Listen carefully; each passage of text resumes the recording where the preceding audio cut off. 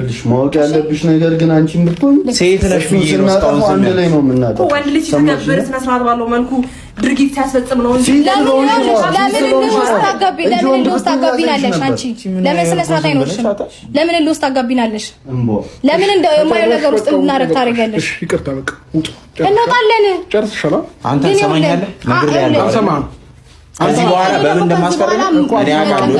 ሰምተኸኛል? ጀና ዘርጋባ ወርበርና እምለቅህ እንዳይመስልህ ነው። ጀና አላባክልም። ገባህ? መገለጥላለሁ። ጭራሽ ታስፈራራለህ እንዴ? እና አንተ ስለ ስርዓት ነው። አንተ ስለ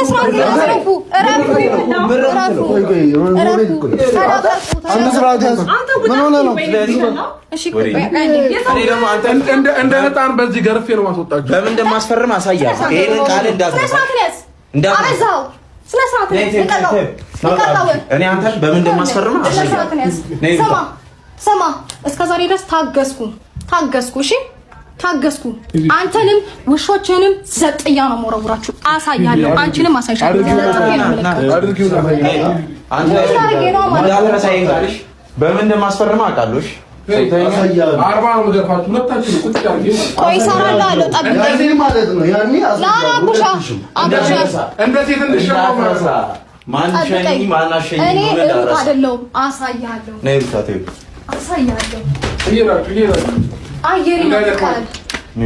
አየር ይናፍቃል።